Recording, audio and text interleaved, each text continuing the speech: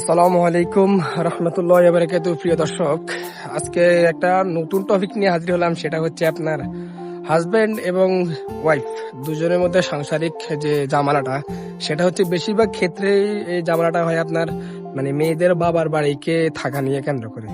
বাবার বাড়িতে থাকা নিয়ে কেন্দ্র করে যে সাংসারিক ঝামেলাটা, আজকে যদি আপনি আমার এই ভিডিওটা থেকে যদি শিক্ষা নেন, তাহলে হয়তো আপনার জীবনে আপনি এরকম কোনো ভুলও করবেন না, আর সাংসারিক জীবনে আপনার এরকম কোনো ঝামেলা হয়তো আপনি সম্মুখীন হবেন না।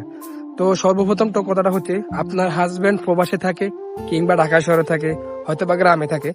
বিশেষ করে এটা বেশিরভাগে হয় যাদের হাজবেন্ড আপনার প্রবাসে থাকে কিংবা ঢাকা শহরে থাকে, ওইসব মেয়েরা, ওইসব বউরা বেশিরভাগই আপনার বাবার বাড়িতে পড়ে থাকে। কেন? আপনাকে আপনার মা বাবা বিয়ে দিয়ে দিছে স্বামীর বাড়িতে থাকার জন্য। আপনি বিয়ের পরে আপনার বাবার বাড়িতে কেন থাকবেন? তার কারণ কি? আপনার যদি বাবার বাড়িতে যদি থাকতে হয়, সেক্ষেত্রে আপনার হাজবেন্ডের যদি ঘর বাড়ি না থাকে, পরিবার পরিজন না থাকে, সেক্ষেত্রে আপনার বাবার বাড়িতে থাকুন, হয়তো আপনার সেফটির জন্য, সেটা আপনার জন্য ভালো। কিন্তু আপনার সবই ঠিক আছে, কিন্তু আপনার বাবার বাড়িতে পড়ে থাকেন কি জন্য? আপনি যখন বাবার সংসারে ছিলেন, তখন আপনি স্বামীর বাড়িতে যাওয়ার জন্য উতলা হয়ে গেছেন। এখন যখন আপনার বিয়ে হয়ে গেছে, আপনি বাবার বাড়িতে থাকার জন্য উতলা হয়ে গেছেন কি জন্য? আপনার হাজবেন্ড প্রবাসে থাকে, 2-4 টাকা ইনকাম করে। আপনার হাজবেন্ড ঢাকায় থাকে, ব্যবসা বাণিজ্য করে, কিছু টাকা ইনকাম করে। আপনার সেই টাকাগুলোকে নিজের হাতে সেভ করে রাখবেন। স্বামীর টাকা যেন কোনোভাবেই কোনো দিকে খরচ না হয়। স্বামী যদি হিসাব চায়, আপনি কিভাবে হিসাব দিবেন? কারণ আপনি ওয়াইফ হিসাবে এটা আপনার দায়িত্ব। পুরুষ কখনো নিজের পকেটে টাকা ভরে রাখার জন্য ইনকাম করে না। পুরুষ ইনকাম করে হচ্ছে তার পরিবারের জন্য খরচ করার জন্য। পুরুষ যখন 2 চোখ বন্ধ করে দেবে, তখন এই অর্থগুলো আপনার গর্ভ থেকে যে সন্তানগুলো জন্ম নেবে, এই অর্থগুলো তার। তাহলে আপনি কেন ওইটুক আপনার বাবার বাড়িতে থেকে আপনার পরিবার পরিজনের কথা শুনে আপনার হাজবেন্ডের টাকা নষ্ট করবেন?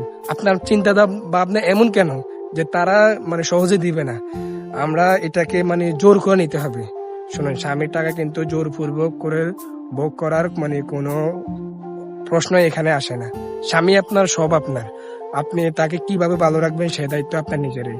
বিয়ের আগে আপনার মা বাবার দায়িত্ব ছিল আপনাকে লালন পালন করে খাওয়া দাওয়া খাইয়ে বড় করা।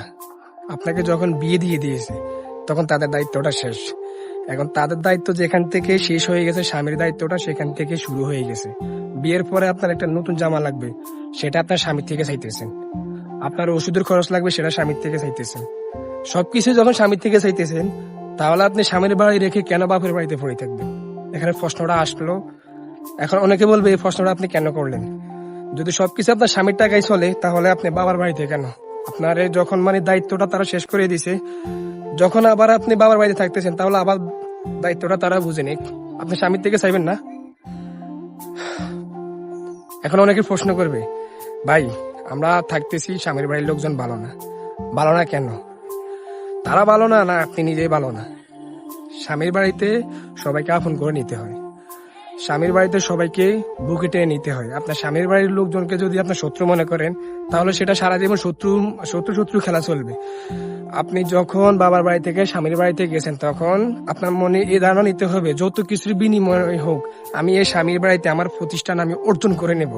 যদি আমি অর্জন করতে যদি ব্যর্থ হই, তবু আমি চেষ্টা করব।